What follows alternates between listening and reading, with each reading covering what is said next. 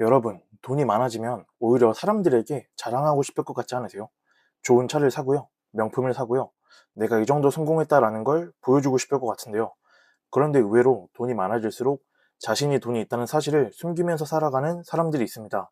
저는 이게 단순히 검소해서 그런 건 아니라고 생각하는데요. 돈이 있다는 사실이 알려지는 순간 돈 문제뿐만 아니라 사람과의 관계까지 달라질 수 있기 때문입니다. 그래서 오늘은 왜 일부의 부자들이 오히려 돈이 없는 척을 하면서 살아가는지 제가 생각하는 세 가지 이유를 말씀드리겠습니다. 부자들이 돈이 없는 척을 하는 첫 번째 이유인데요.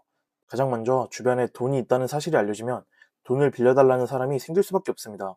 모르는 사람이면 거절하면 되지만 친한 친구나 가족이 너 그 정도 여유는 있지 않냐면서 한 번만 도와달라고 합니다. 주변 지인이 이렇게 나오면 상황이 달라지는데요.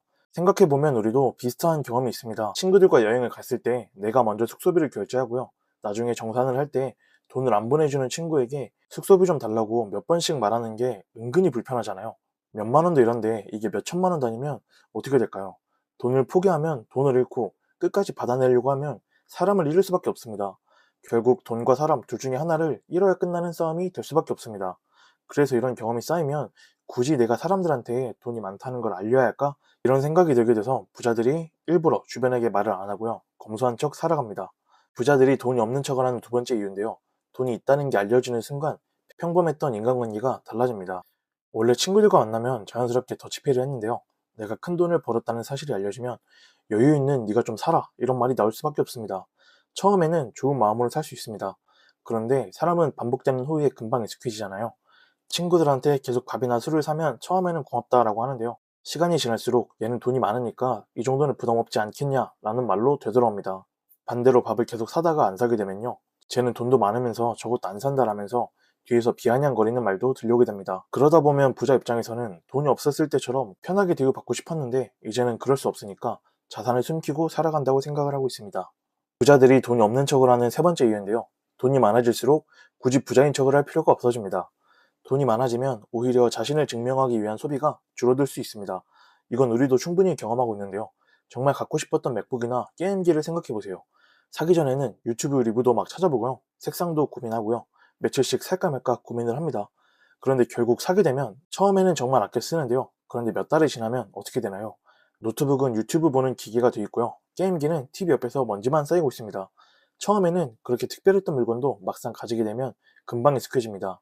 그리고 우리가 집 다음으로 비싸게 주는 차는 어떤가요?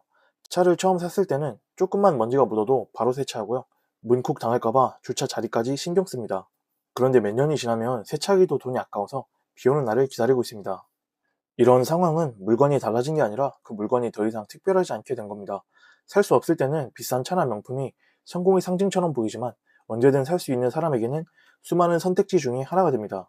돈이 없을 때는 내가 살 수 있을까? 라는 상황에서 돈이 많아지면 이게 내가 정말 필요한가? 라는 고민을 하게 됩니다.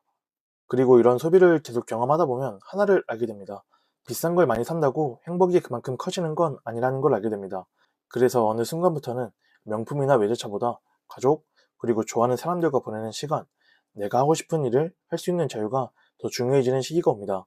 평범한 우리도 평일날 직장에서 바쁜 일상을 보내다 보면 비싼 물건 하나 사는 것보다 금요일 오후 반차가 더 행복할 때가 있잖아요.